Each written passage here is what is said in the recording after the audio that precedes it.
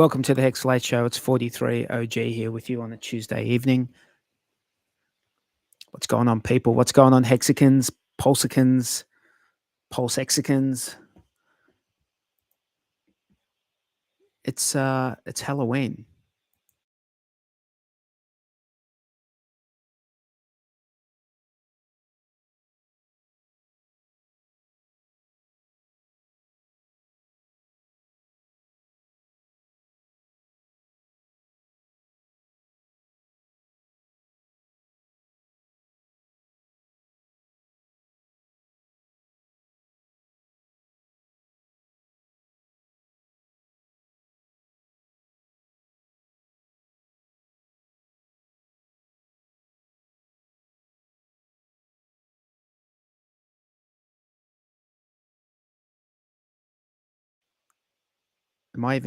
Have you guys been hearing me talk? Or I've been talking to myself.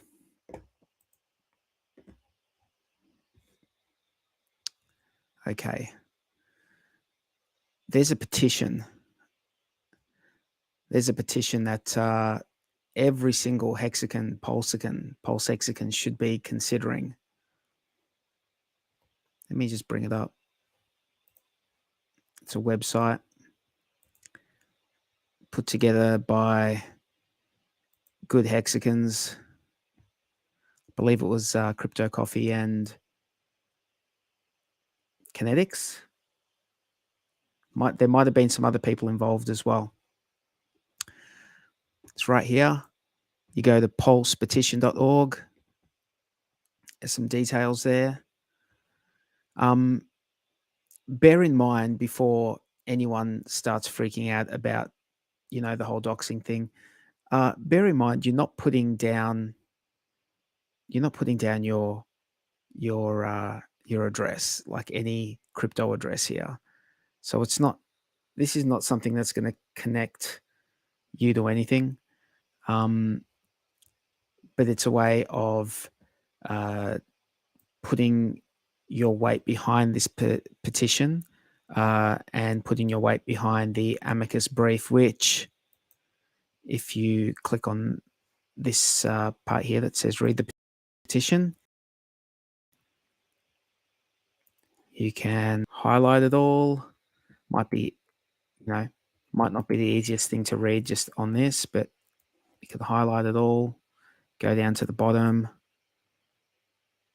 copy it, paste it into a document, like a Word document or something, and just read through it, print it out or read through it.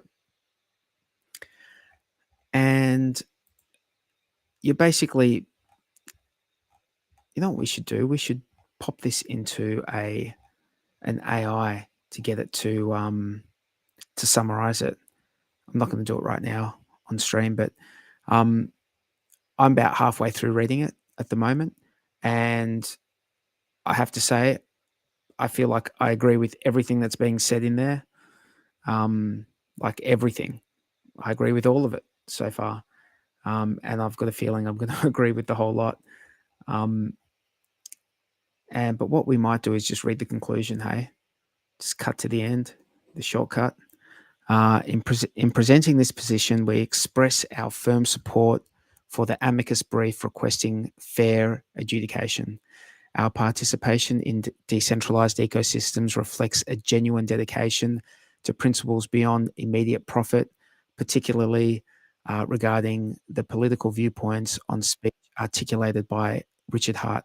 We believe we are better equipped to testify to the court our own motives when we sacrificed, not the SEC speaking on behalf of us, miscategorized as, in quotation marks, victims. We believe that our sacrifice was not, nor will it ever be, an investment contract/security. We would like a chance to testify about the financial harm that the SEC has caused us with their legal action and the shockwaves it has caused in our community.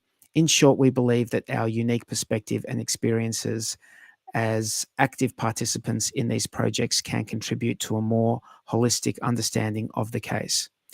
We respectfully urge the court to consider our amicus brief as an affirmation of our sincere interest in a just and equitable resolution. We believe a complete dismissal aligns with justice, given the SEC's flawed allegations, including falsely defined unincorporated alter egos we've highlighted.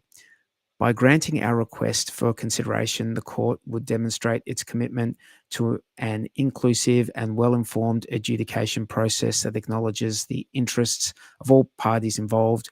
Thank you for your attention to this matter. We trust that our collective voices will serve as valuable contributions to the proceedings.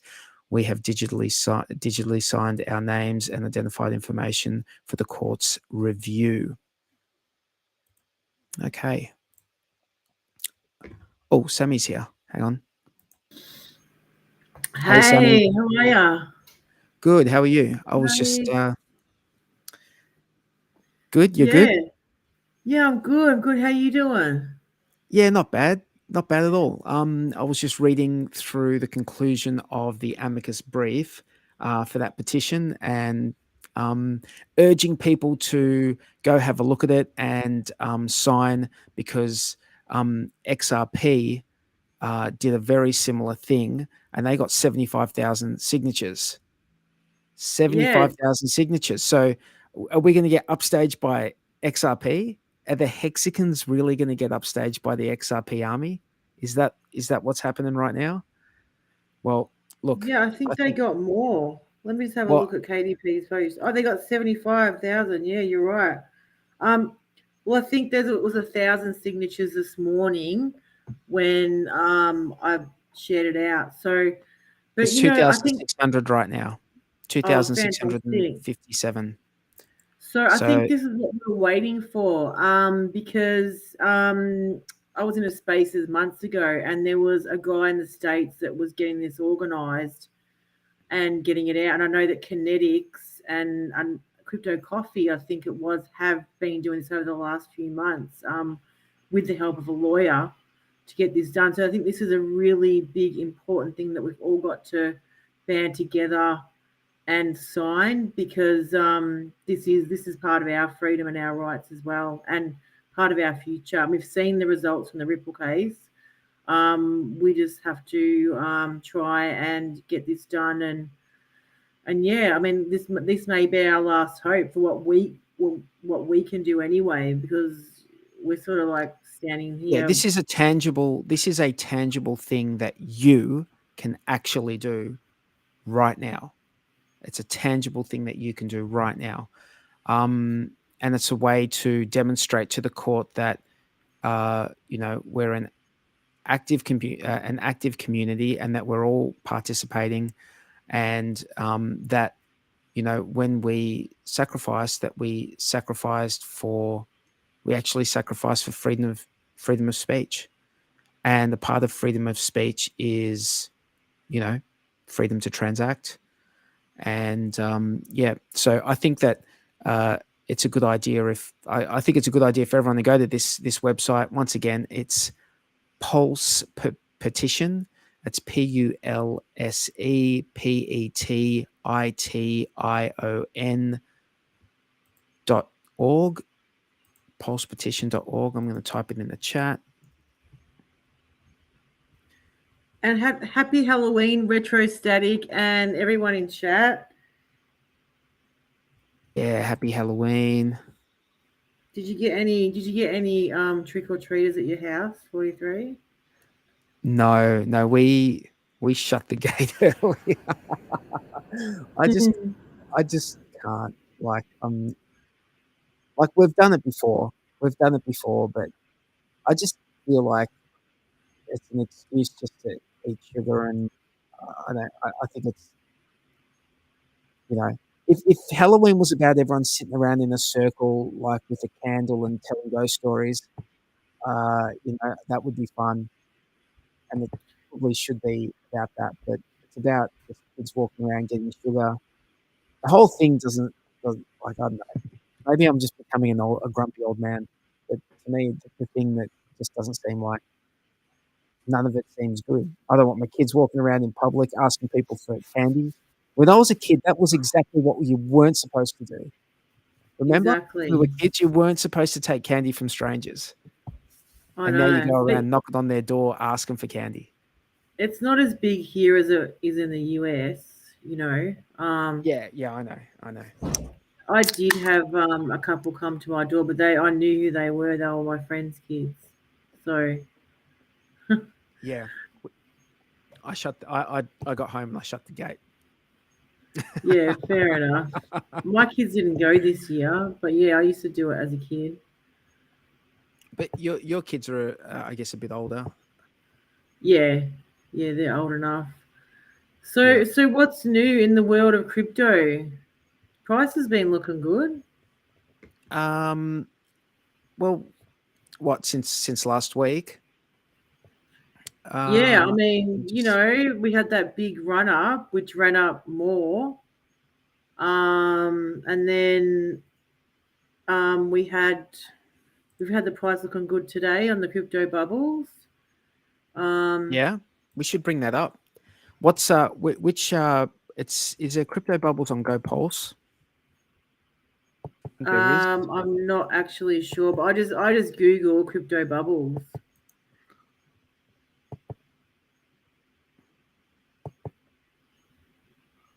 Oh, yep. We've got our own crypto bubbles on gopulse.com/apps bubbles. Yeah. I want to go have a look at HEX stats today. Stats.today. Let me just bring this up because I think that the daily payouts have been the daily payouts have been pretty juicy. Yeah, Let me they just have. bring this up, hey. Yeah, let's have a look at this. What am I doing here? What am I doing? There we go. What have we got? So payout per T-share on Ethereum was 6.661 and payout per T-share on PulseChain was 6.765. Right. So we're really starting to push up towards that 7, aren't we? I mean, it Yeah. doesn't feel like that long ago that we were just getting into the 6s, right? We're pushing through the high 5s into the 6s. And this is how much you get, how much HEX you get per T-share. So, if you've got enough T-shares, you're going to be getting nice bags. Like if you can get yourself, like, how much is a T-share right now? A T-share costs $270. So what's that? That's if On you Ethereum. a full on Ethereum, that's a full length stake. So let's say a 10 to 15 year stake, you can get that for a third, which is $90 per T-share.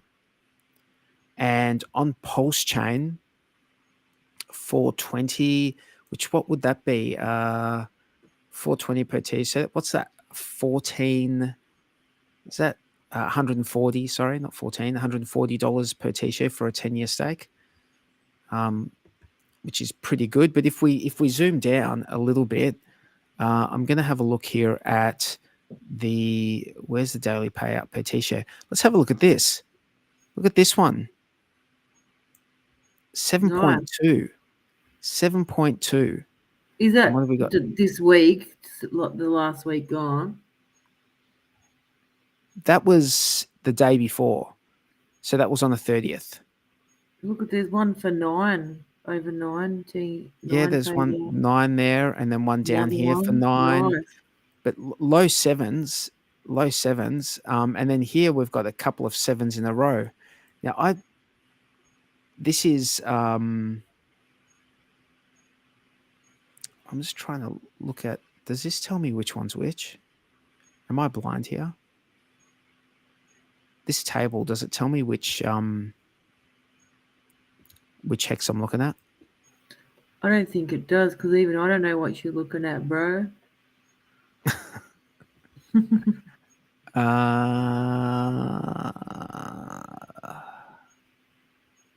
Anyway, you should have both hexes.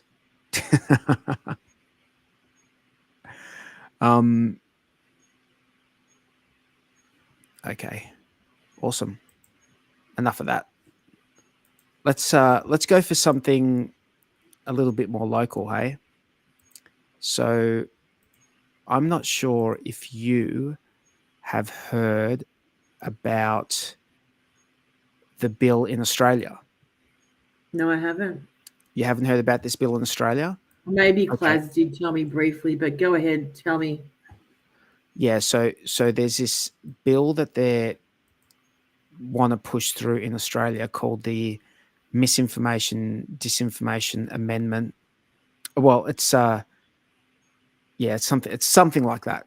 It's something like that. And they I've got a website where we can all check out the information. Hang on, let me just bring Tangent up. Hi, Tangent. Hey, Sammy. Hey, Day 43. What's going on, guys? What's going on, people? I'm just putting us into the metaverse, and then I'll be with you. Oh, no. No worries. I'm just talking about the now there's a site here called Bin the Bill, and I'm that up because that is a website where you can go and you can make a difference. The tools for you to reach your representatives, plus some helpful guidance below. Now, you might be wondering what I'm talking about.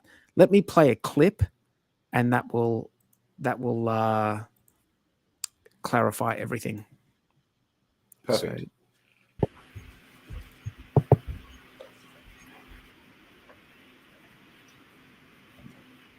no freedom of discussion here.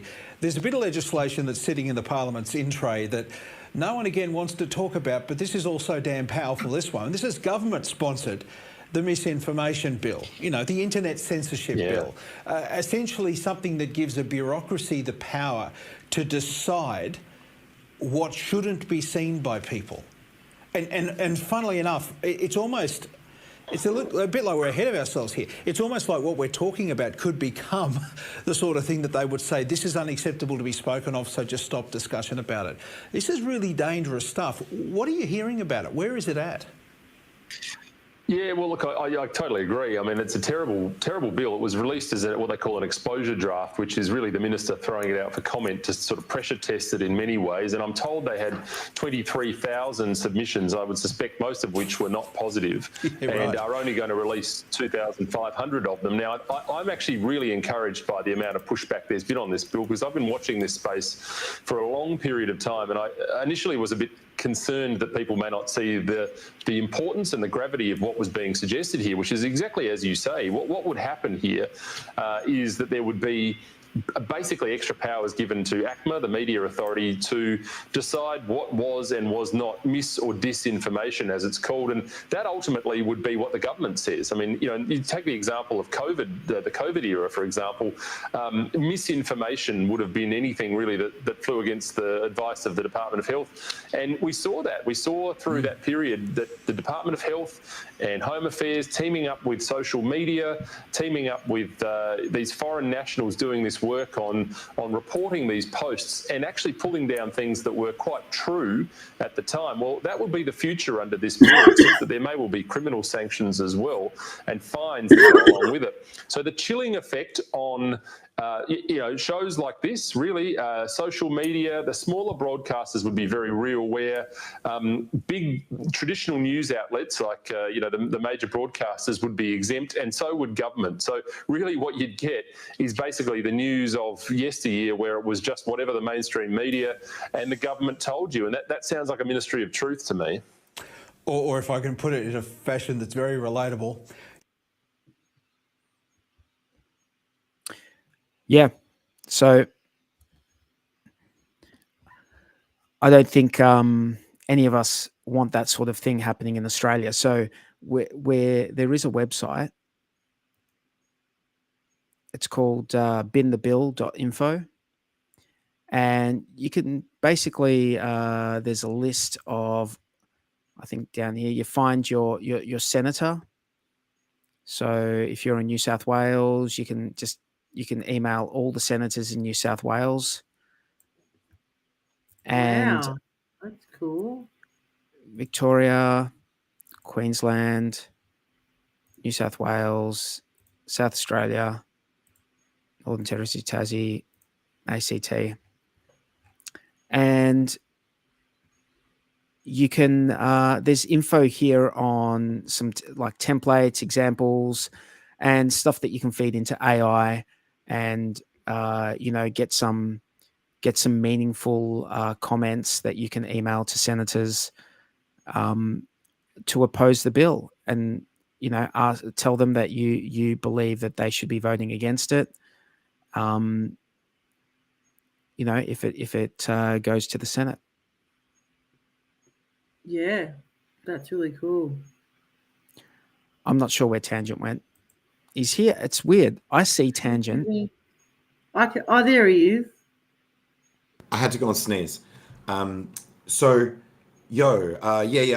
the video that you were playing. Yeah. I'm getting sick of all this government shit. Like, as in, like, I'm getting sick of the part that seems like I need to participate at all. So you'll have to excuse me from, like, any shit to do with it. Like I don't mind it when it's it comes up rarely. Like if Richard's like, hey, this is really important, I need everyone to submit things, I don't mind that. But when it's like every week there's a new thing where it's like, hey guys, we need to email this minister. Hey guys, we need to do this. I'm over it, man. I'm not doing it. Yeah. Like, as in, that system has no authority over me, and everyone should just be like, fuck off. We need to do the Ivan on tech shit. Fuck the legacy system, man. We run their shit now. They just need to wake up and realize it. Yeah, man. I don't know if I share your, like, I totally accept what you're saying. Like, if you don't want to do something. Yeah, I'm not saying others have to do the same as me. I'm just saying what I'm doing. This is like legit legislation that could legitimately affect what we're doing right now. Like, the term legit legislation doesn't exist to me. Yeah, like, okay. As in, legit and legislation don't exist in the same sentence. Like, shouldn't for me. It's all fucking nonsense, man. I agree. I agree.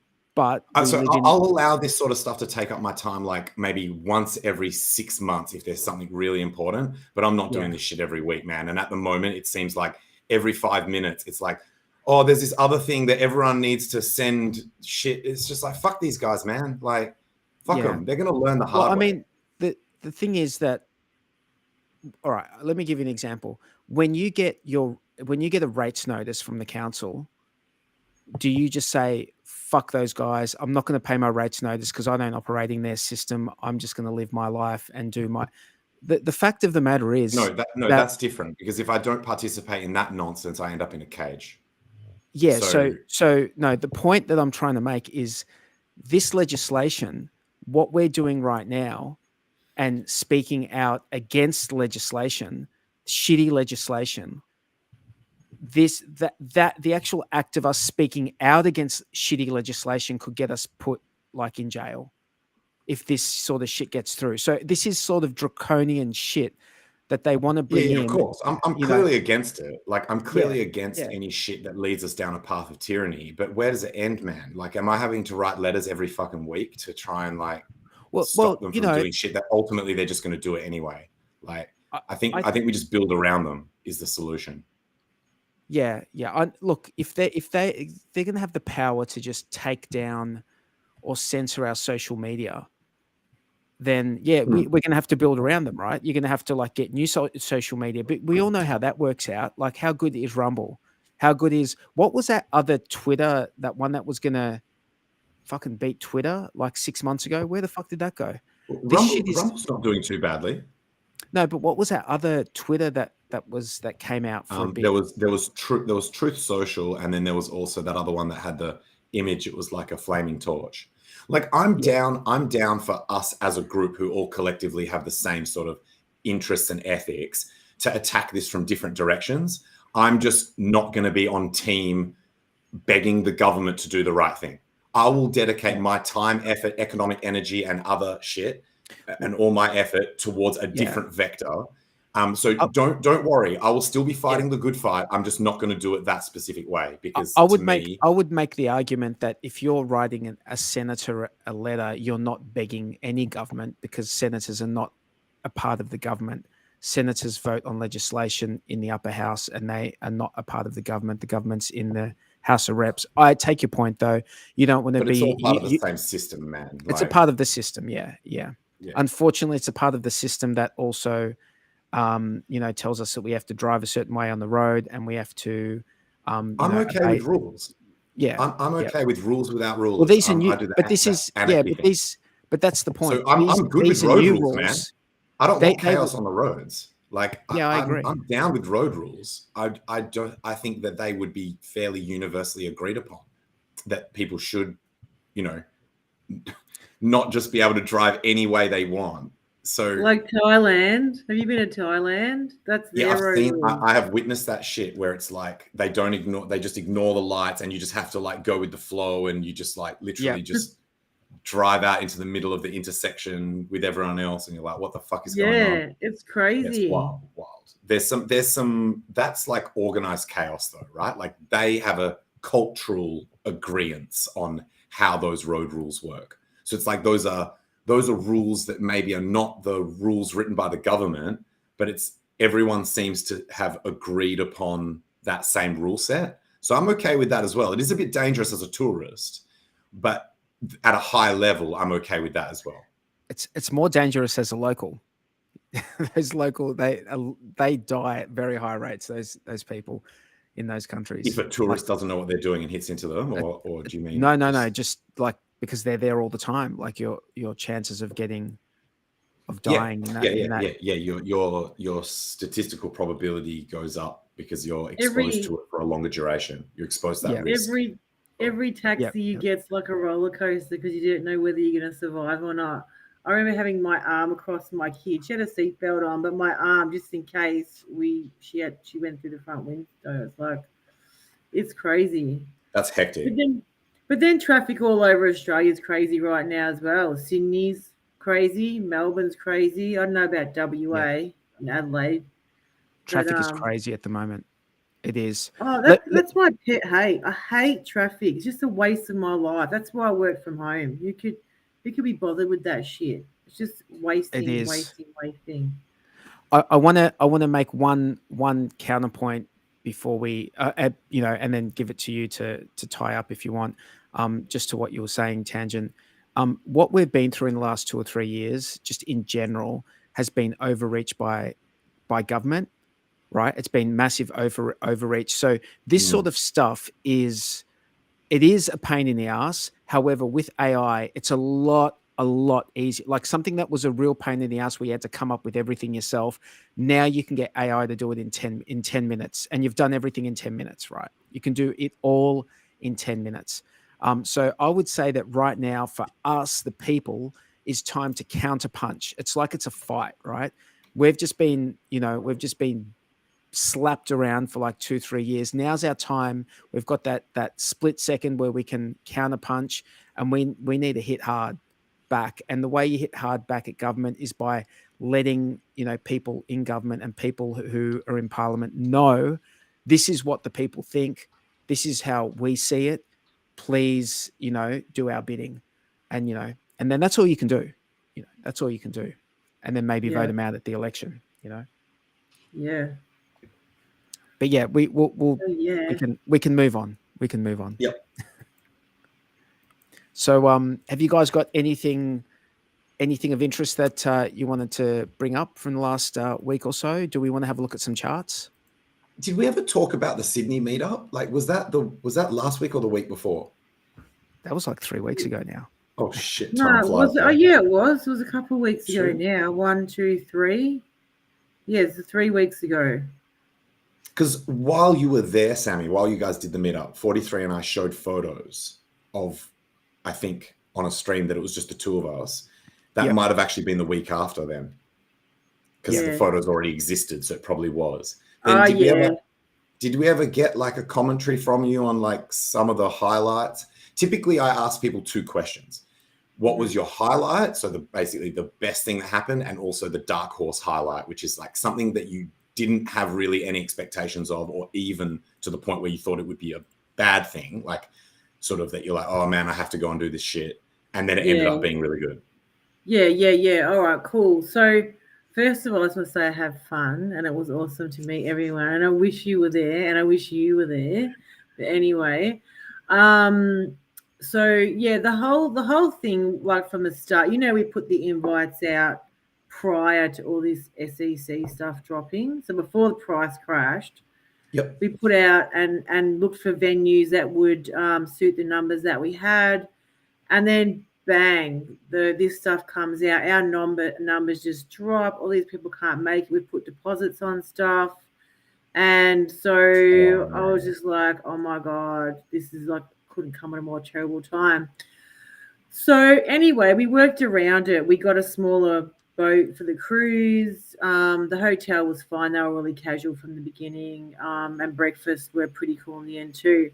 So that was the main thing. Like, oh shit, I don't want to do this. But anyway, I was really excited about it, and and I was speaking to Black Hexagon, who does all the meetups in America, and I was telling her what happened. She goes, "Don't worry about it." She goes, "It'll all work out," and it did. It really did. So with the help of Dar, because he was awesome, he's in Sydney, and he basically organised most of it. So yeah, so it was really cool from the start. We had the Friday night drinks at the Occidental Hotel, where we had the cutout of Richard Hart. We did quizzes, met the Hexagons, played some games, had some drinks, had some food. Then we went to falafel.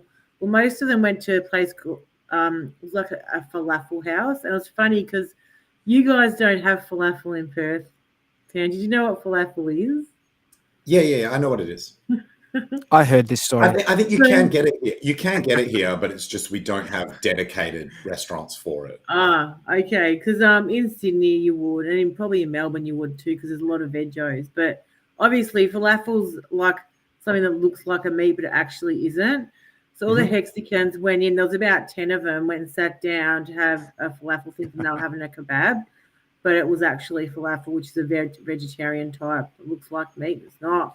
So they were all like really like cheesed off, and I didn't go because I went home, so I had to wake up early the next day. But they had falafel. We had a good night, and then they thought they were getting lamb. They thought they were getting meat. They got falafel, but it was a really good night. They had a late night. Then we all walked up, and there was a lot of fun. We all got together. I've got an awesome selfie. I wish I had shared it. It's all of us leaving the hotel, and literally the cruise was just going like basically a 7-minute walk from our hotel. So we all just went down there, and they picked up the DJ, and we all got on the boat. So all us Hexagons, there's like 35 of us just standing around waiting for the boat to come.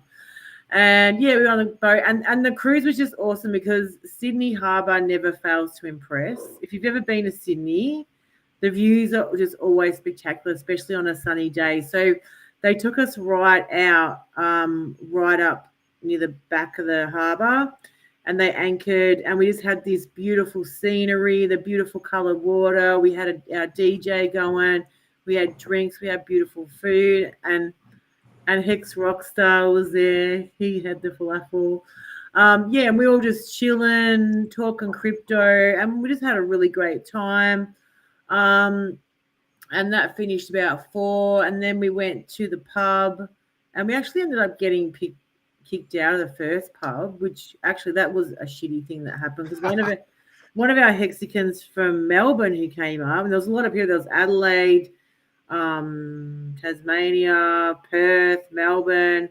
So one of our Melbourne Hexagons was drinking water all day. And a whole group of us was standing near the door at this bar in the rocks in Sydney, which is like a real popular area at the Circular Quay. So all the guys would just stand around drinking, and they kept on moving in the way of the door. And this big ass bouncer security guard's going like, hey fellas, can you move out the way of the door? And then they move out the way, have a few drinks, get back in the way of the door. Everyone's pissed. Everyone's having a great time. Anyway, he turns around to one of our Hexagons and says, I've told you 4 times, you haven't moved, so get out. So kicked him out. Then another hexing goes up and says, "You're not kicking him out. He's drinking water. If you're kicking him out, I'm going too." He goes, "Get out." So we all leave. Anyway, we go to the next pub, which is a German pub, which was really good and had like these massive beers because it was Oktoberfest at the time. So we all have a few drinks, have dinner, and it was a lot of fun just talking shit together. And then I bailed, a few other staff. I think they got shit-faced because I know that Rango couldn't get up the next morning and Klaz and Doza looked a little bit worse for wear. And then, we had a breakfast the next morning at the Mercure, which was, okay. I mean, I wouldn't rave. Only 10 people rocked up, including myself. But it was really good. But I think the highlight for me was meeting Klaz and Doza and Jex, and also my friend Ollie, who's my Hexagon friend from Adelaide. So that's the first time we met, and we talk all the time. We're very similar. And she flew up and we hung out. And then on the Sunday we went to Bondi together. We took Hex Rockstar with us and my girl. We had a beautiful time at Bondi. It was so nice down there. The highlight was just meeting everyone, just hanging out together. We had 3 days together. So by the end of the 3 days, you would have made some sort of friend. It was really cool. And a lot of people reached out and said, "Oh, I missed it. When are you doing another one?" And we're going to do another one, but when price goes up, and we're going to ask for payment first, because if you don't, it just creates headaches. But we did manage to refund the people that had already paid for their cruise tickets, which was $245. It's not cheap. But we did manage to refund the people that couldn't make it. It was a lot of fun. Seems like ages ago now. I'm going on my next holiday in a couple of weeks. What? That's wild. Nice. Yeah, I'm going on a cruise with my girlfriend to Adelaide, and I'm going to see my friend Ollie, the Hexagon, over there too. Oh, that's awesome. What an awesome summary, Sammy. Thanks for that. Like, that's awesome news. And I wish you were there, I'm glad. Tanton. Thanks, me too. I'm glad that it all worked out in terms of last minute changes and stuff like that. And can I wrote a note to remind myself that I wanted to use that as a real world example. So notice what Sammy just said about how people that were like, yeah, definitely coming. And then a change in price that's, yes, it's drastic in percentage terms, but it's not that crazy, was enough for some people to be like, oh, now I'm not going. What does happen is people's perception of how people's perception of their own wealth level will impact how willing they are to spend, whether it's on non-crypto or actually buying more crypto. And so that's part of the reason why these systems are so reflexive is when prices are pumping upwards, people are like, well, I don't need to sell crypto because I'm rich, but it's on paper, right? But that leads them to not selling and possibly even doing more buying, whereas the opposite happens on the way down. So, and all I'm saying is this is a real world example, like anecdotal evidence that what I'm saying is true, that it can impact people in a way in terms of their attitudes towards spending / buying more drastically than you would probably think if you were looking at it just purely on paper with a logical mind. Oh, yeah. It was just like that day when everything hit the fan. It was just like everyone just wanted to get the fuck out of there. Yeah. So we were like left holding the babies. But, I'm so glad. And we had a really positive sentiment from all the Aussie Hexicans. They're a chill group anyway. And I'd re-met some of the people that I'd already met there before. And they were all pretty chill. Everyone's got real life problems, but crypto really ain't one of them, 99 problems and crypto ain't one. It's a true story. We're back. I'm starting to feel really positive. I'm starting to feel really positive, like again. Dude, late to the party. Dude.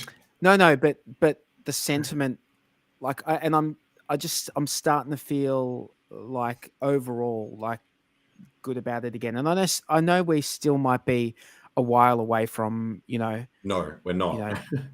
So it's like it's done. I mean, we're actually this monthly close to me is like probably the last chance that bears have any sort of ability to sort of like influence the technicals. And by the way, that's in just over 12 hours. So in just over 12 hours, the month closes. The weekly closed so bullish. So the weekly candle closed bullish at AF. By the way, we're above the line that Richard Hart himself said, gun to my head, this is where I would draw resistance. We are above that now. We've closed the week above it. We've closed days above it. We're about to close the month above it. So even the people that worship Richard and think that everything that he says automatically means it's 100% guaranteed to come true because he's always playing 5,555D chess, also will be bullish at the close of this month, or they'll be bullish or a hypocrite. They can choose between those two. And dude, it's like, obviously with the caveat that it's like anything can happen, it's basically over. Like as far as you can have certainty in a game that is as uncertain as what we are in, it's done in 12 hours from now. So what are you saying, Tangent? Are you saying that Richard's bottom call of 15K ain't going to happen? His 11K in prey has been like dead in the water 15K forever. did like, happen. His 15K. Sorry. Yeah, so did the 11K technically. Look, he can get out of this on a technicality. Binance had a flash crash to 11K within, I think, it was within a couple of months of him actually making the prediction. Now, look, if we look at it as what he implied, what the implication was, that doesn't count, right? But what was Grayscale? Technically, it went there. It crashed to 11K on one exchange. And didn't Grayscale go there as well? I'm not sure. Do you mean the GBTC? Yep. I'm not sure. I thought with GBTC, most people just cover whether it's a premium or a discount, not what the actual price is. But to me, it doesn't matter. Like, as in, the more important thing is that he drew a line on a chart and said, gun to my head, if I had to draw resistance on Bitcoin, it would be here. I can't remember exactly what it was, but it was definitely lower than where we are now. It was like maybe somewhere around 30, 32, something like that. And we're like 35. Lol. The Appian GBTC does not count. Come on. Give Richard the Appian in the chat. I did admit it's whether we let him get away on a technicality, but technically his shit came true, sort of. Like, yeah, he can do it. He did say 15 grand. He said he had an interview where he said 15 grand if they've just printed so much money. He said the inflation could mean that 11K is actually 15K. Did we go to 15K? But I think Richard makes a good point of being absolutely real. He's a realist, and due to his experience in the market and his analysis, I think he's given an excellent example. And what I respect about it is he's not a moon boy. He tells it how it is. He's never been the guy. Like, even I've watched him call the 20K Christmas before it happened. And he's not one of those guys who says, "Oh, Bitcoin's going to $1 million," Yeah. So that's my respect for it, whether it was on an exchange or not, But yeah, I don't think it's going to go lower. He's good at controlling his emotions and not allowing it to impact him to the upside or the downside, compared to almost everyone else who has a voice. Most people, as soon as the prices are going up, they're suddenly making these outlandishly high targets. And so, I rate Richard highly, and I think that now that we're above that resistance that he said that was going to be like the key resistance level, it's another reason to be bullish. It's not what I relied on. I always said that we're not going to 11K, etc. But he also factored in the Mt. Gox coins, which they've put off for another 12 months now for them to sell out. Yeah, that's a good point. Yep, they've delayed the potential for a deadline by another 12 months. And because they're getting paid, that's why. And also the government Bitcoin that they need to sell off, he factored in that as well. Yeah. So he wouldn't have been able to predict, and this just shows why no one can see the future, even someone that people think like Richard, that he has some kind of ability to predict everything, the full like 55 million degree chess, dimensional chess, sorry, is that, so he wasn't able to see the future on GOX doing this shit where they delay again. It really looked like those coins were really going to come out, so much to my dismay. That's something he wouldn't have been able to predict. There are network participants that are just outside of your control. I think he said he wanted to see Sailor get liquidated. I think he said he wanted to see NFTs all go to zero or close to. I think he said he wanted to see the GBTC premium completely evaporate. Now, none of those things happened, and we're full bull mode now. Like, so the things that he was saying that he required before he would admit it was bullish, they will occur, but they're happening concurrently with the bullish sentiment. So the GBTC premium is closing. NFTs. The NFTs. I would say NFTs. They got pretty wrecked. They much. got pretty wrecked on ETH. They got total. They got pretty wrecked on PulseChain. Sorry, they got pretty wrecked on ETH. Yeah. But I'm going to give him that one. GBTC, I'm going to give him that the one. The GBTC premium. They're going to come back though. That's they're going to come back. Sorry, go ahead, Tangent. We've just talked over you. No, it's okay. I was just going to say the GBTC premium. What Richard didn't predict is that it would close as the bullishness is. So he wanted to see that gap close before he would be bullish, but they happened concurrently. So the gap hasn't even closed yet, and we're at local highs. We're smashing it. Like, we've been in a bull market all year. So if someone was using that as an indicator, by the way, you should never just use one thing as an indicator. But if you were, you'd be reverse wrecked. You'd miss most of the bull market because it still hasn't closed. Same with GOX coins. Same with and NFTs going to zero. Did they ever really go to zero? I know people that have got NFTs on ETH that are still worth like 80 ETH for an NFT. Really? The apes and the punks never went to zero. They held their their value pretty well. So I think he was trying to paint a picture of why at the time people should still be concerned, but they weren't necessarily good indicators to wait for those things specifically, because you would have missed this entire year of bull. Like this entire year has been a bull market on Bitcoin and the broader crypto space, and you would have missed all of it on the sidelines if you were looking at those indicators. So yeah. Everyone likes an NFT, and I love Charlie's My Chess Moves, and her orange Tangang NFTs. They're really sexy and gorgeous and fun, and she's selling them off now. As I say, I really do like some of the NFTs, but man, if I want to look at a picture, I want to frame it, I want to look at it, or I want to put it in a book or somewhere where I can see it. I don't know. I think it's monetized. For what reason? And I can see, and the only reason I see NFTs is good is the punk and the ape club, because they're collector's items. It's like anything. It's like rare coins. Not every coin is worth a lot of money. It's only collector's items. And there's going to be an oversupply, and they're all just going to go up. And I've heard people making excellent money over bull and NFTs. I say to them, I don't believe in it, but if you're making money, hell, go for it, baby. But yeah, I ain't putting shit in them. Yeah, if you look at it as that it's just another thing that people are speculating on, then in that respect, it's actually pretty similar to some of the tokens, like the tokens, the meme coins. It's like, will this JPEG be worth more later? Now that sounds like greater fool theory shit, but it is true that some of these collections become in high demand later.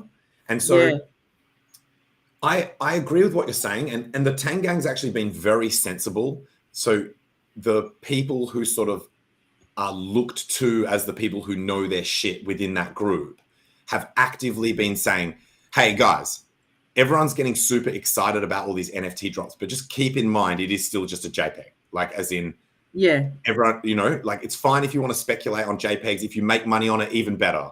But just remember that ultimately, remember what the aim of the game is here. It's to stack sats. Absolutely. And I mean, one of the things that I've noticed especially within the Tang gang, is people have started using these NFTs as token gates.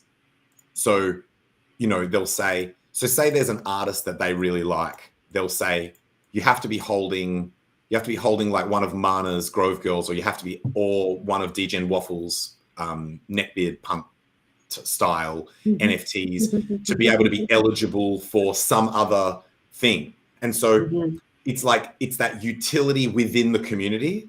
It's a utility that, and so some people might be like, well, I don't care about this other thing that you're token gating, whatever it is. That's fine. But some people do.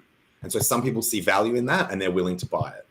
So I just see it as another form of speculation. Yeah, absolutely. Spot on.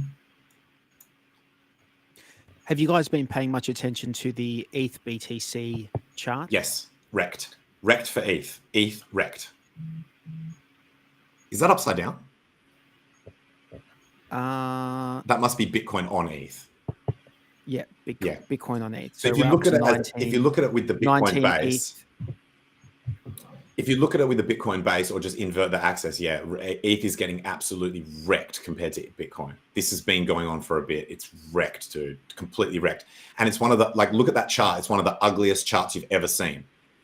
And it should have been obvious to anyone paying attention that with the Bitcoin ETF being the thing that was really the news narrative that was driving the market, why would you be positioned in ETH compared to Bitcoin? Why? It doesn't make any sense.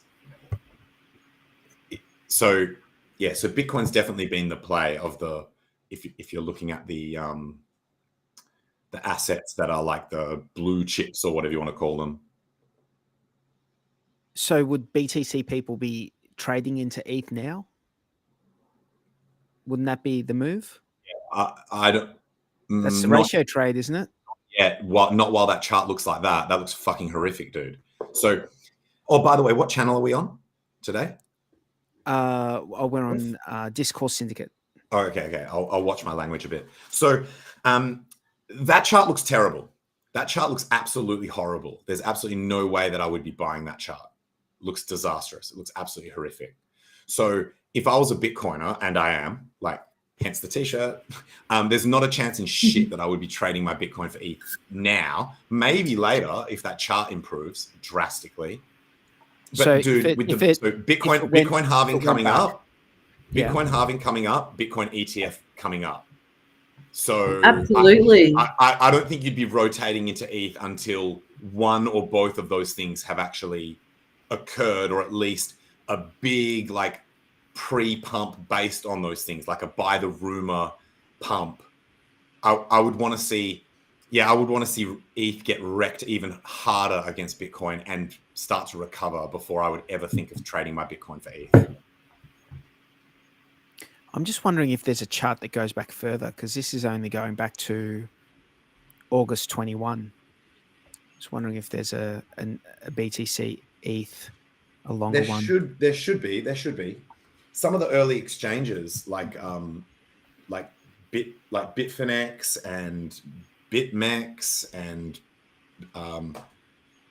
what's that other one that was like Bittrex? Did I already say Bittrex? Bitfinex, Bittrex, BitMEX. They all sound the same, but yeah, any of those should have longer history. Dude, look, if you're not buying the greatest assets in crypto, which is basically PulseChain, HEX, and HOA, then it's Bitcoin.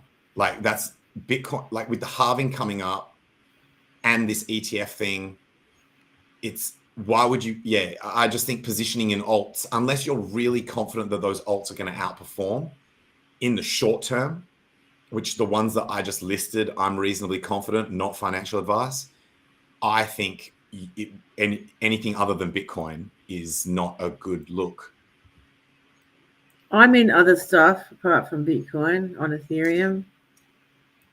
Yeah, so sorry, Sammy, I should be specific here that it's if you're already positioned in something else, that's a different thing of whether you would sell a bag to get Bitcoin. I'm more talking about if it was a new position that someone was taking, or if they're already positioned in Bitcoin.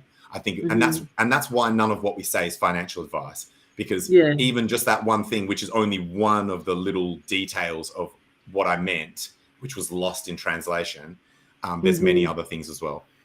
But yeah, like for me personally, yeah, I'm like PulseChain, HEX, Bitcoin, HOA, like they're the things that I think are going to perform the best in the short term. And PulseX as well. It HEX on both chains. Like all the assets that we love, right? Like all the assets that we collectively love as a group, as the Richard Hart community, and Bitcoin. Yeah. So tangent, BlackRock ETFs on the way, just waiting for the lazy SEC corrupt dogs to get their act together. Yeah, it's pretty obvious that's like definitely has to happen at some point now. Like how many other ones are sitting on the SEC's desk? Like I don't know the exact number, but there's multiple. Yeah. There's multiple, which is a catalyst for the next bull run, right? For us as users, it doesn't matter whether they approve one or all. For the actual individual companies or whatever, asset managers, whatever you want to call them, it matters to them because there's such a huge first mover advantage. If they give the approval to one of them and not the rest, that entity will benefit massively from having the first ETF because the amount of money that is going to flow from institutions. By the way, that's what you're fading if you're not holding Bitcoin right now. You are fading institutional money, literally sitting there at the gate, waiting for it to open up so they can literally do that meme from Futurama where the guy's like, take my effing money. That's people that are fading Bitcoin right now. Literally see these institutions waiting at the gate, just frothing to be able to buy it. And then they're like, nah, I don't want a piece of that action. No, I'm afraid that. With all the technicals and fundamentals looking amazing, macro looks incredible for Bitcoin. It's man. By the way, if anyone still doesn't think that the macro is now like incredibly good for Bitcoin, go and watch the most recent Ivan on Tech video. He explains it perfectly as to why the macro is actually now incredibly bullish. So there's literally nothing left that's not bullish for Bitcoin. And that, by the way, that flows onto PulseChain and our stuff as well, because we've seen correlation lately. When Bitcoin has pumped, PulseChain pumps even harder. In fact, Richard made some very aggressive tweets, and I mean aggressive in a good way.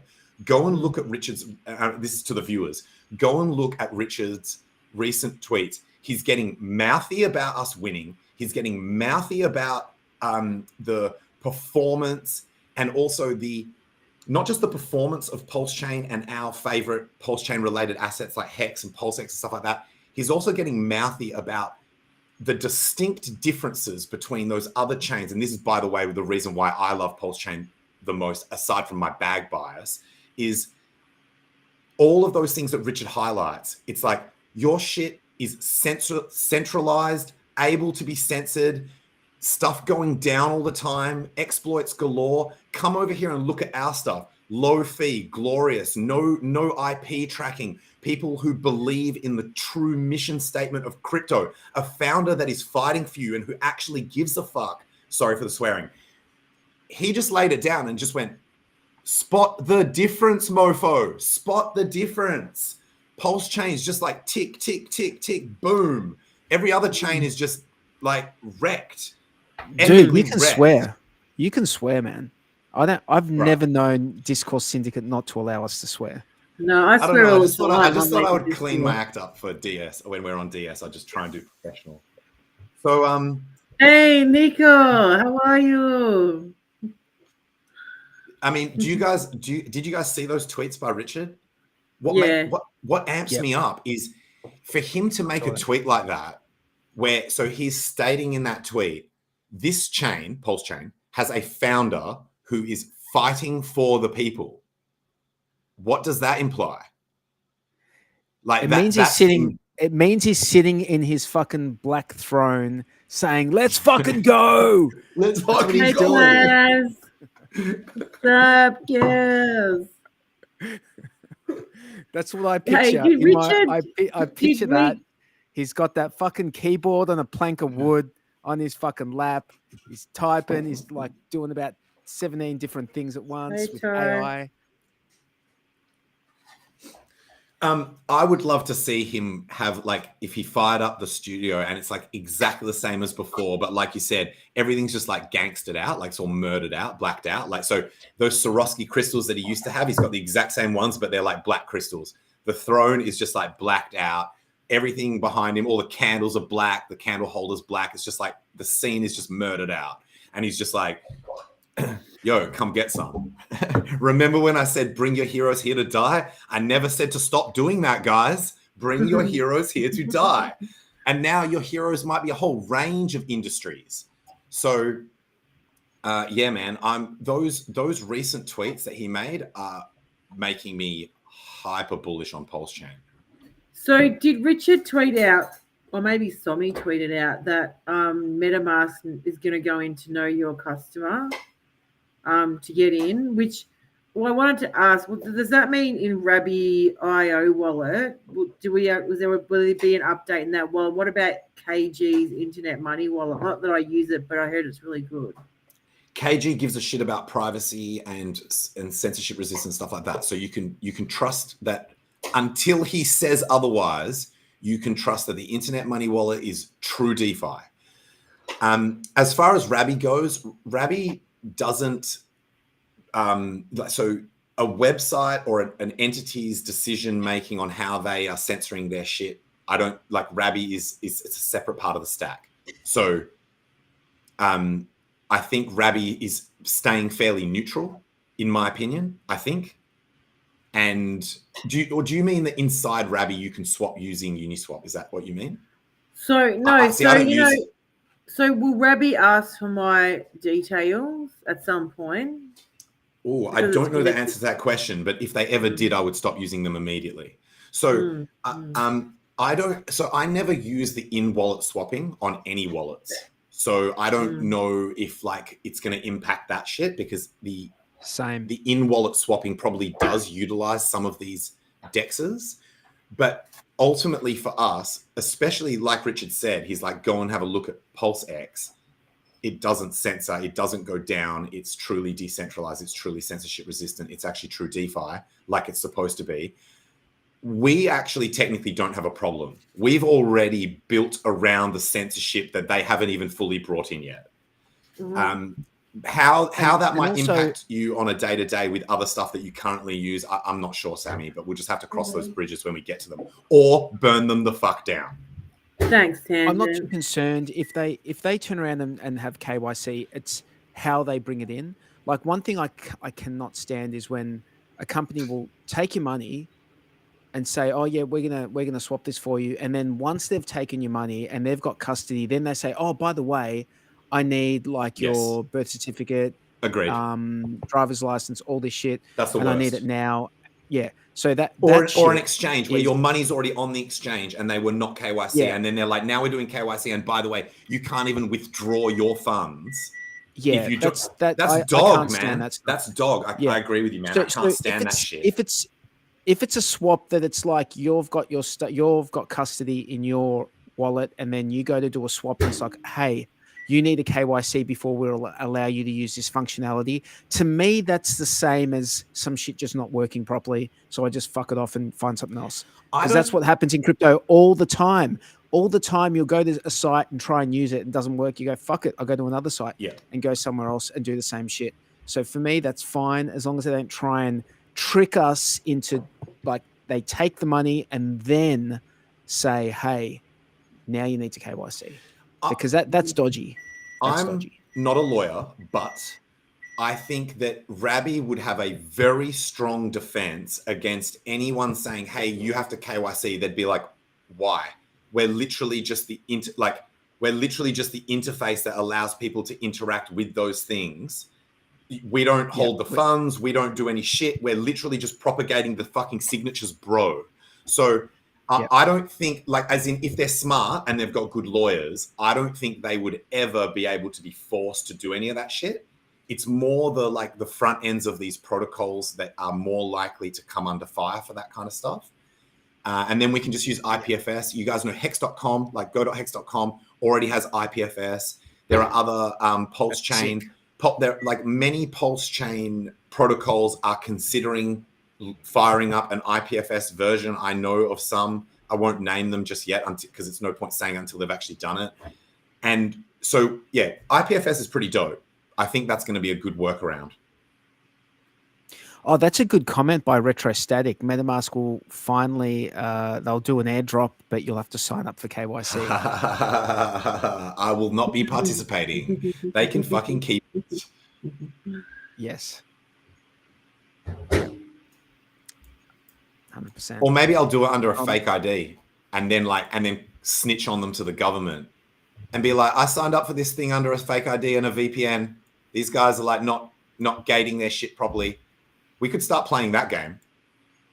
Do you know what I mean? Like, so if you work out what their system is for trying to make sure that they're doing the right thing, work out how to circumvent it, and then send that to the authorities. I'm not a snitch, so I can't do that, but someone could, just to F them up for being unethical Fs themselves. Because you know people get F'd for that. They get F'd in the A. You get F'd in the A. If someone can demonstrate that they circumvented your, even if you're kind of like trying to make a good attempt at not allowing the wrong people to participate or whatever, that won't be good enough for the government. Hey, can I butt in? Yeah. Just with an update. So there's now 2,600 signatures on the petition, or 2,614. So let's, if you haven't signed the petition, anyone that's joined in, go to pulsepetition.org and sign the petition, because this is the time to act. Sorry. And there's a couple of points I want to make about that petition. Firstly, you don't have to have sacrificed. You could be someone who's just purchased any of those assets since the price has gone down. And that petition is also about the SEC affecting the price by their actions. And the other thing is about, which I touched on briefly at the start of the stream, about writing your details down, and we're pretty big about non-doxing and all this sort of stuff. But I did want to make the important point that you're not actually connecting that up to an address or an account, like an Ethereum account or a PulseChain account. You're just like putting in a name, which is saying that you hold an asset, or you've had that asset or something along those lines, which I think is a bit different. And given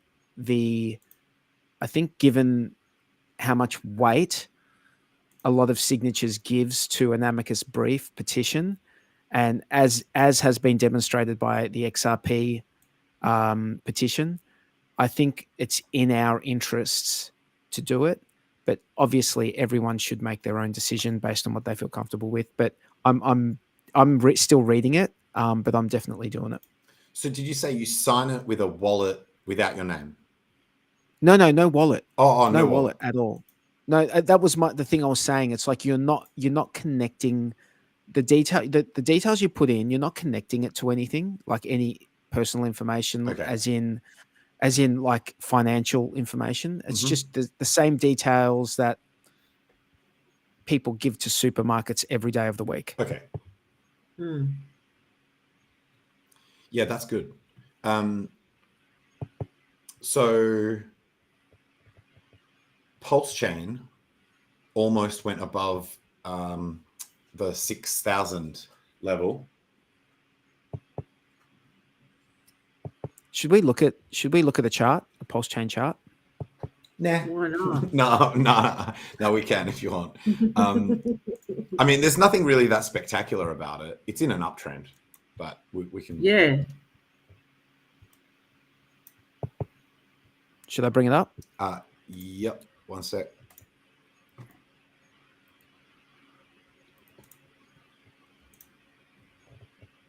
So that's the PulseChain chart. Let's look at it on the daily. like I was saying before that, oh, look at that. Damn. So I drew this channel on a previous stream of mine, and it looks like we've broken out and actually come back and retested the channel, like returned the top of the channel into support, sort of. Like I know on this picture, it looks like it went inside it, but we could just tweak this line a bit.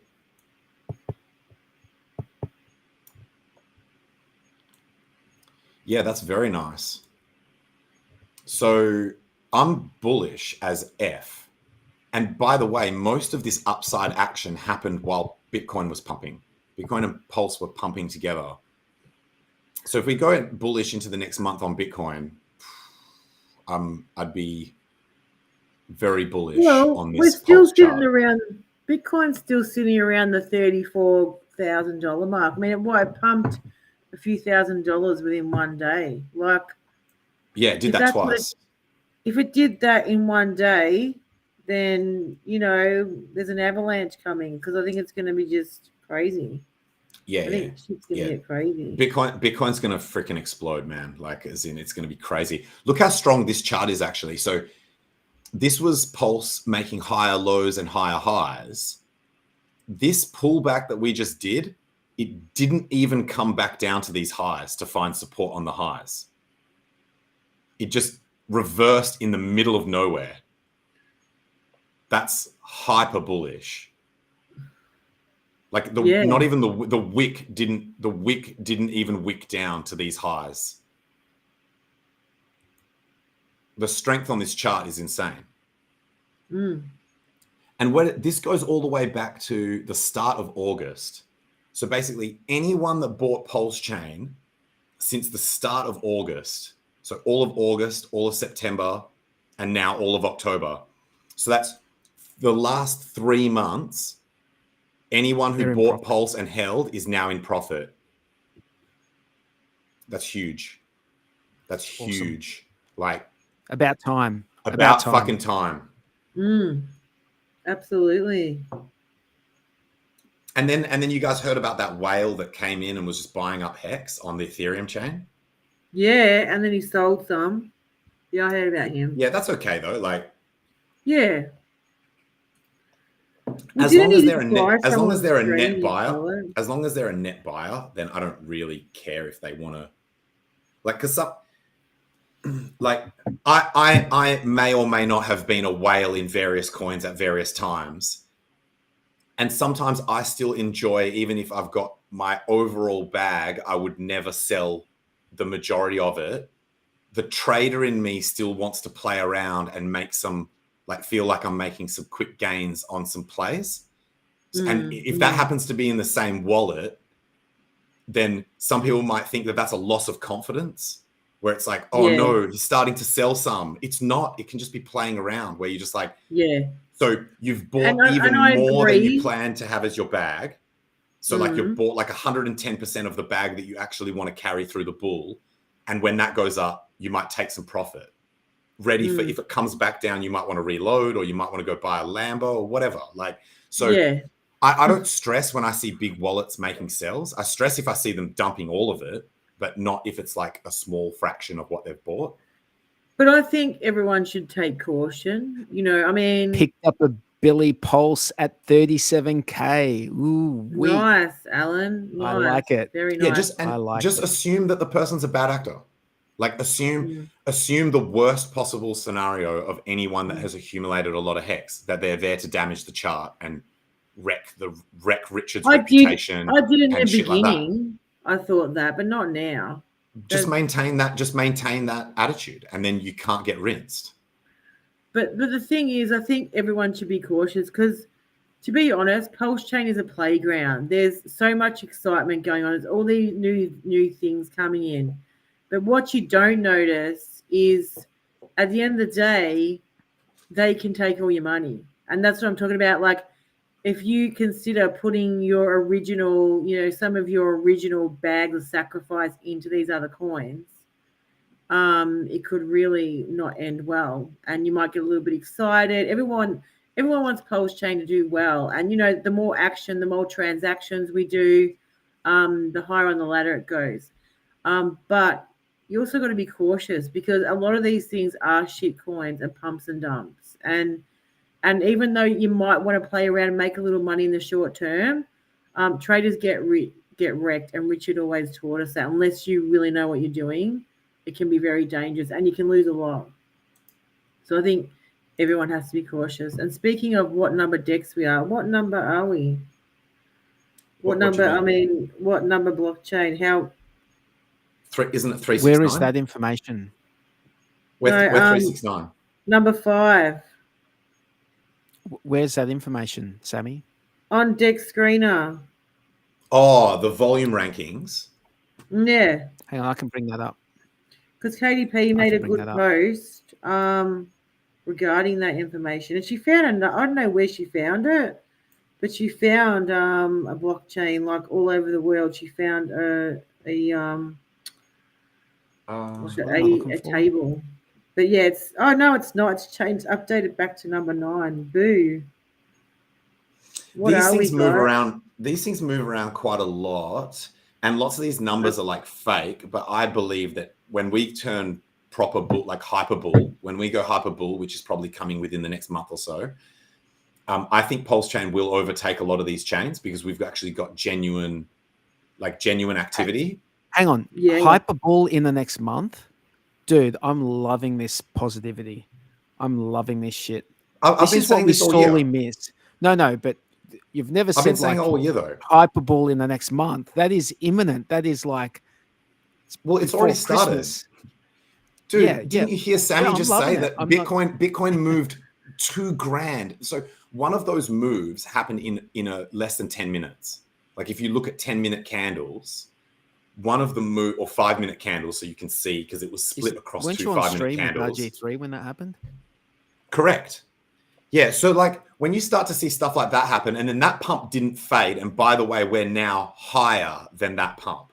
We're insta pumped, so it insta pumped from like I think from 28 to 30 or something like that. Yeah, so it was like a good like $2,000 or $2,000 in like 5-10 minutes. It was really quick. Yeah. Look, I maybe my mindset's a little bit biased because I'm positioned in some of the Tangang coins, which have just been outperforming everything. But if you look at the Bitcoin chart, you look at the Pulse chart, we're basically, just like I was saying earlier in the year, where it's like, if you're not going to call it a bull market, you have to at least admit that we are transitioning into a bull market, was what I was saying early in the year, which turned out to be true. Now I'm saying, if you're not going to admit that we're hyperbull, you have to at least admit that we are transitioning into the hyperbull.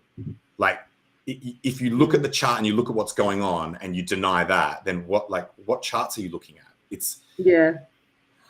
Well, even that Pulse, I think, what did you call it? The reversal. You know, that green candle in the middle of nowhere, like hell, bro. What? I think there was money that came over the bridge. I don't know how many million, but it was a lot of money. And then bang. So hammer candle 2 days ago on the 29th, and then it's just been green ever since.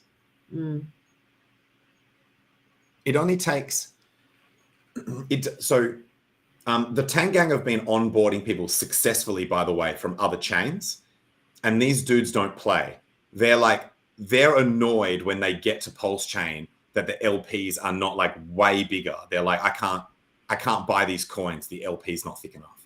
So it's like, when you have people genuinely onboarding and taking serious interest in PulseChain that are like, oh, this won't support the size that I want to move into these assets in, it's like, dude, like, stop fading the bull market. And I'm talking about the PulseChain bull market. This will be our own little like excessive. Richard made a really good case for why PulseChain will outperform all the other chains. So we've got the fact that this is the first cycle of this particular L1, which we've been saying for ages, but Richard reiterated that. And I think he had at least one other point, maybe multiple, as to why PulseChain is likely to outshine everything else as we take off into the hyperbull. Yeah, and don't forget we got a great community. Our community is one of the biggest in crypto, and we have women. We have a lot of women in our Good point. community. Good point. We're We've got gonna builders, see. we've got intelligent, we've got tech people, we've got AI people. Like literally come into the Tangang as a microcosm of what we have. And there's like literally an expert in every effing field that exists. We've got a dude in there who his day job, he works with a $200 million AI. Like it's over. It's over for every other chain. Like PulseChain is going to dominate the F out of this bull run. Richard just called it. Like, don't take my word for it. Go and look at Richard's tweet. It's over. So guys, question, guys. 9-inch. Oh yeah, 9-inch launch. Have you guys? Yeah, 9-inch. So now, all the people that said it was a rug owe everyone, like owe the founders or whatever an apology, owe Hexy an apology. I never thought it was a rug. No, I'm not saying you guys. I'm not biggest... saying you guys, but there were people out there that were querying whether it was a rug or whatever.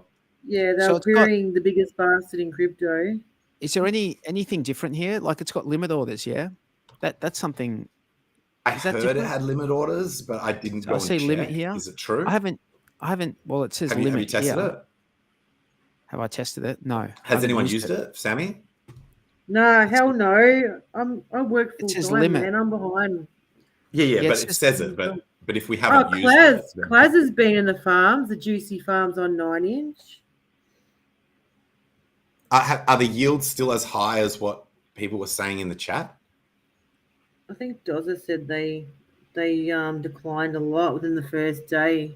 That's typical, by the way. That's no cause for panic. That's usually what happens. I did call that, by the way. It's you Create end up. Order.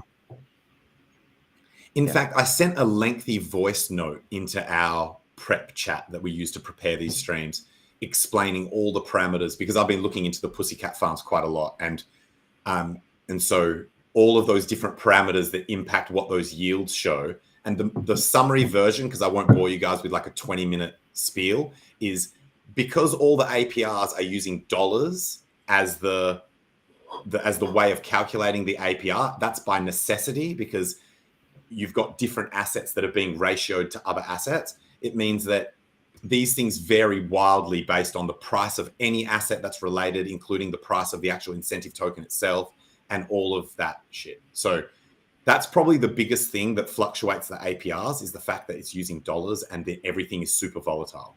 And then it's the participation. Did you see what Klaz says? 14 to 15,000%, the 9-inch farms. Wow, that's freaking amazing. Yeah, but that's not sustainable. Like as in, but it's fine. Like as in, no, it's not saying that what you'll earn from a farm, even as that APR looks like it's just crashing down, it's still good. Like as in, it's just that it's mainly because at the very start, if there's very few participants, the total emission is being handed out to the very few people that are participating. And then those high APRs attract more people, and that brings the APR down as there's more assets within that pool, and the emissions of the incentive have to be split up among those people. And ultimately you find a balancing point. As the APR comes down, it's less and less enticing to new participants. So it effectively balances itself. And if that APR gets low enough, then some people might leave and go, this APR is not high enough for me. They leave. And that means for everyone else, the APR goes back up. So the APRs of the farms don't put too much focus on what those numbers are. Like, obviously we want them to be nice and high, like the pussycat ones that have basically stayed high basically forever since the start of their... What a pussycat at? Well, they vary from between like 100% to several 100%. But the thing that I've noticed is they've stayed high. Like that. Really? So, yeah, so obviously when they launch a new farm, it goes straight to it's like tens of thousands of percents, because that always happens. Then people come in, it drops down to hundreds of percents, but it typically stays around for each farm and pool. It typically stays between like 100 and 400%. And I'm generalizing here that it's different for each farm. It's different for each farm and pool, but typically the yields, I've been impressed with how high those yields have stayed. They're my favorite farms personally. And what on 9-inch, the pussycat farms? Where are they? No. It's a separate farm. It's a separate protocol. So I'm not talking about a farm that is on 9inch. I'm talking about a completely different farming protocol. Okay, cool. But we'll just get to see how they are over time. Like, as in, all you do is you just keep an eye on the APRs over time, and you just see which farms have better stability and better levels. Just always know that when a new one gets added, like when a new pool or farm gets added, regardless of how old the farm protocol is, it's always going to show these stupid high percentages at the start, and then they're going to drop. Yeah, exactly. So there's basically two ways to play it. You either try and get in super early and get that really high yield before everyone else starts to participate, or you wait to see what it levels out at and then decide if you want to participate, long term. Mm-hmm. So it's like short term play, try and jump in before everyone else and then get out with your gains, or wait for it to stabilize and then work out whether it's a good long term play. Obviously, there's many factors involved, but yeah, it's good to see. It's good to see that some of these protocols that people thought might have been rugs have now launched, and it's just more protocols for PulseChain. It's just more vibrancy, more options, more competition. The NFT marketplaces have got like a really good attitude towards competition. I've noticed that the representatives from each marketplace, they generally don't try and say like, oh, ours is the best, yours is shit. That they will talk about what the pros and cons are of each of their marketplaces. Yeah, hey, and Nix said, Tangent, what's the Pussycat Farm website name? It's just farm.pussycat.life. But I think I tweet about them like with reasonable frequency. So my Twitter is another option for the link. But they're just my favorite farms at the moment. And also, by the way, I'll admit I'm biased because the assets that they allow in like that are currently on the farms are generally the assets that I hold because they're Tangang. It's Tangang focused. So it might not be everyone's cup of tea, but they do have options for RH maxis as well. They've got single asset staking pools for all of the main Richard Hart assets. So you can go like PulseX. I don't think there's a Pulse single asset pool, but PulseX, HEX, etc. And they take requests, by the way. Like if they see that there's enough demand for a specific thing to be added, then they'll typically consider it. So they actually just recently added one. If you scroll to the top 43, are you on farms or pools? So what's the percentage in that top left one? So 2%. No, the APR. Is it over 1,000? 1,300 1,300. So that's an example that got literally added today, and so that's why that yield is higher than all the rest, and that will likely come down a bit and be in the like 100 to several 100% once it stabilizes. But yeah, so and importantly, actually, sorry, I forgot the most important part. They use V2, so that's something we should ask 9inch what LP, like what LPs they're actually taking, because the Pussycat farms were partly born out of people's frustration that you had to choose between getting an incentive token or a fees on your LPs. And they were like, let's just build one that has both. Like it's like literally every other farm that's ever existed in the whole history of DeFi. Mm-hmm. And so does it say on those 9inch ones whether they're using V1 or V2 LPs? I'm not sure. I hope it's V2, man. I hope it's V2, man. Otherwise, I'll be really disappointed. But I guess that keeps Pussycat Farms more competitive if they have gone with V1. So it's a win-win for me. It's big percentages here. Yeah, they're huge. Huge. Yeah. Hopefully they stay high. Like as in, we'll know it happens quickly. So we'll know within a few days whether they're going to stay high or not. You know what I mean? Like it should be a week max. Yeah. In a week max. If they're still this high in a week, that would be, then you would go, oh, these yields are staying really high. But that's very unlikely. Like very, very, very unlikely. Nice. Hey guys, I really want to stay and chat and talk crypto, but I've got to get up in the morning. If I don't, I'll be yawning all day. So I'm gonna go out and I might just lay down and watch this while I'm going to sleep. Cheers, Sammy. Thanks Good for all to your see comments you. today. Don't worry. Good to I'm see everyone. Talk soon. See you Enjoy later, the price action. See you next week. Yes. Bye.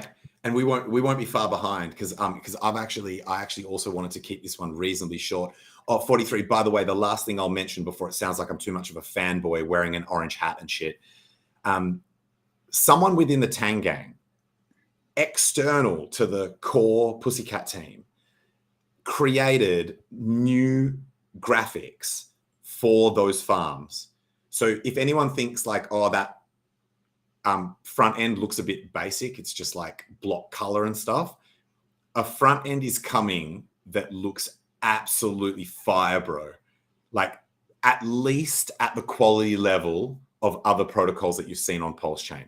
The person that did it is Crypto Knight, which is the same guy who created NFT on Pulse and a few other PulseChain websites. I apologize, I don't think I've forgotten the other websites that he's created, but his username's Crypto Knight. Yep.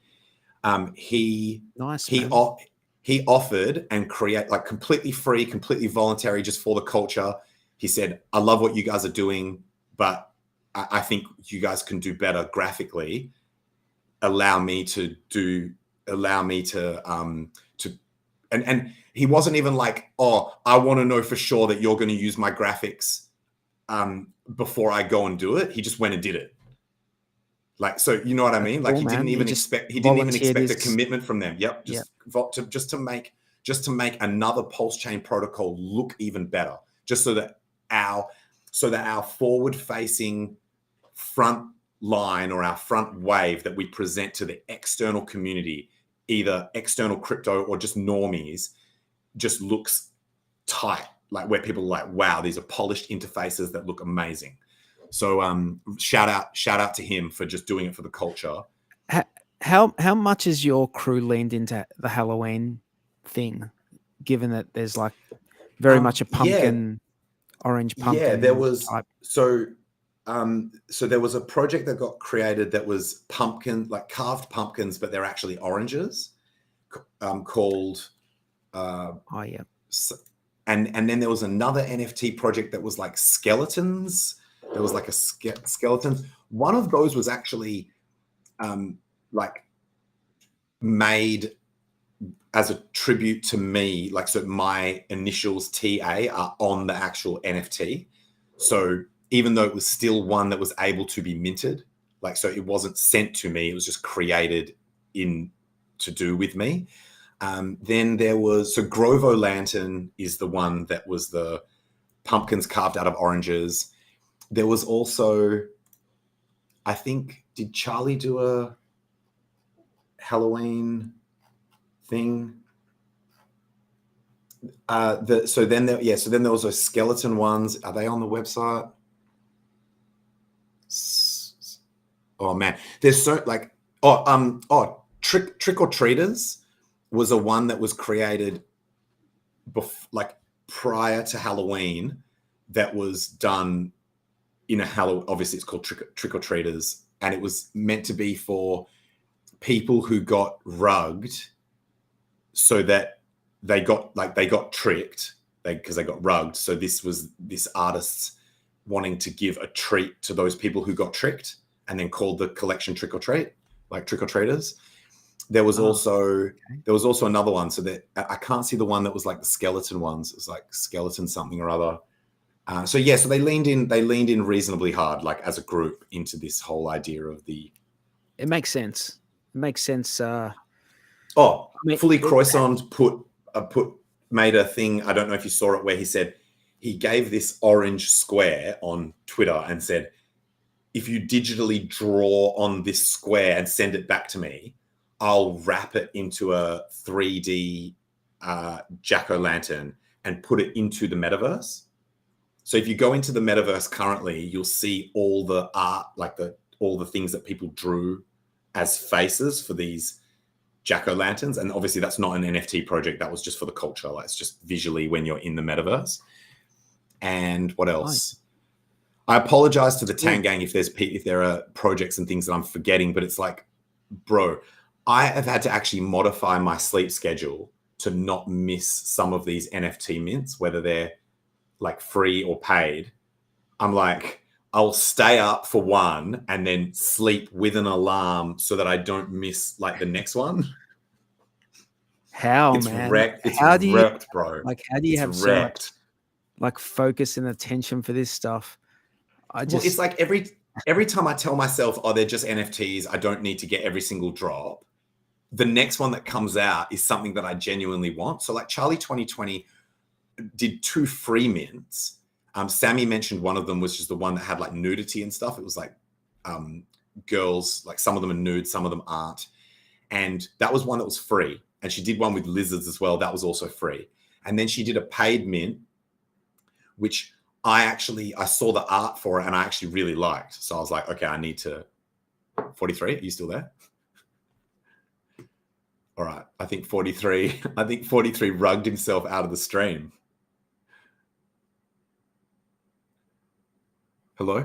Okay. So, all right. Well, I guess I'm taking over this mofo. It's a Tangang stream now. No, I'm just kidding. There's actually this awesome Tangang intro video that I'm actually going to use as an intro to some of my videos where someone made a video that's like one of those. In fact, I won't plot spoil it. I won't plot spoil it.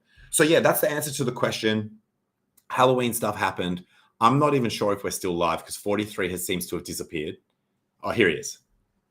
I was gonna close up, bro. I was gonna say an outro and then just you might be muted.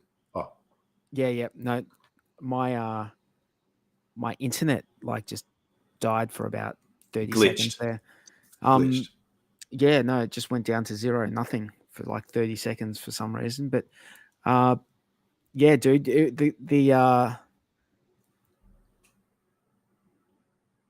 happened again. So I guess I'll do my outro, even though 43 won't be able to hear me. And then if he's not back to do his outro by the time I finish, then I'll just pull the plug. And so, man, what's my outro? Outro, you guys realize, obviously, that I'm giga bullish. I'm giga bullish on PulseChain.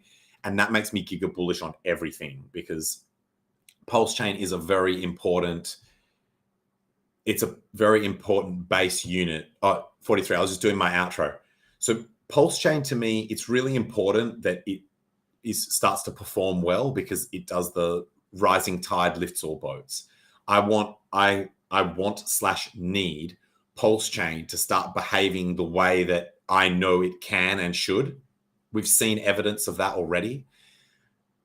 So this is not just wishful thinking. I think there's multiple genuine strong bullish cases that can be put together in all respects, technicals, fundamentals, sentiment, everything.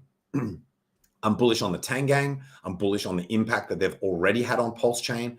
I'm bullish on the fact that they have branched out successfully to other chains and have made that work.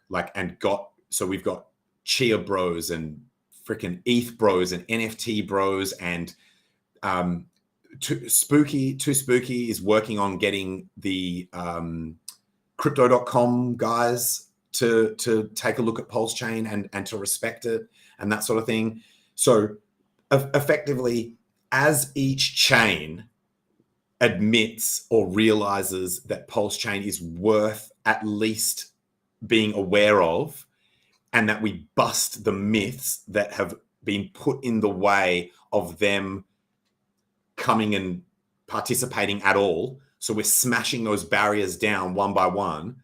Once that happens, and that community, they then are the ones that propagate that message to the rest of their community. And we can shift our focus on the next community. So we have literally just gone door to door, kicking that shit in. It's like, knock, knock, Chia bros, boom. You're coming to PulseChain, drag them out on the street, force them to have a good time, and then they go and tell their friends, hey, PulseChain's amazing. So our job stops once we've got key players from those communities loving PulseChain. That's literally, and then we just pivot and go to the next chain. And this is not supposed to sound like door-to-door manipulation or like gang violence or anything. It's just facts. Like we're being honest with our pitch. We're like saying, hey, look, and I think sometimes what helps is there are people in the group that are very critical of PulseChain and very critical of Richard. And so when these other communities hear people speak like that, it doesn't just sound like delusional moonboy fanboy talk where all the negatives are buried and not spoken about, and it's just all presented as roses. And so that, I think that in itself has been very appealing to these other communities where they're like, oh, they're actually admitting some of the things that we know to be true. Now we trust these guys to tell us the truth. And they're also telling us that it's worth us still coming over here despite some of these negatives. And so that has been surprisingly powerful. Richard's not the only one who can do 5D chess. There are people in the Tang gang that also do it, and with really good intention. So yeah, we're just going to keep kicking goals for PulseChain, and that's my outro. Thank you for coming to my TED Talk. 43, are you still there? I'm still here. Dude, it would have been hard for the stream to end since we're on Discourse Syndicate. So you would have done your outro, you would have left, and the stream would have just been an empty screen. Blank screened it. Just blank screen, waiting for me to get my shit together, come back in and turn it off, which is not usually the case because on the DeFi Down Under channel, you do have admin, so you can go in and do whatever. But this, when we simulcast on DS, that's under their control. So yeah, it's not the same situation. But look, big shout out to everyone in the chat. Thanks for coming along this week. We're going to cut it a little bit shorter than normal. I mean, we have been going for an hour and 43 minutes, which is that's a good show. I too have an early morning start, and yeah, look, I hope, like you said something in this stream, Tangent, which I very much hope is, in our not too distant future, and we're going into Hyperball. Yeah. Keep an eye on the monthly close is the last thing I want to say to everyone, including you. Just keep an eye on the monthly Bitcoin close. If it's anywhere near what we are now, like so assuming that the bears don't come and smash the price down within the next, so it's less than 12 hours away. I'll tweet about it just in case people are unsure. I'll tweet about it. Keep an eye on it, but I hope that what you're saying is what happens, because we could all do with some green candles towards the end of this year. Yeah, man. I think it will lift everyone's Christmas spirits. will be more fun with some green candles. Thanks a lot, dude. Thanks for coming along, and appreciate your insight every week. You too, dude. Thanks again to everyone in the chat. We'll see you next week. See you. Cheers.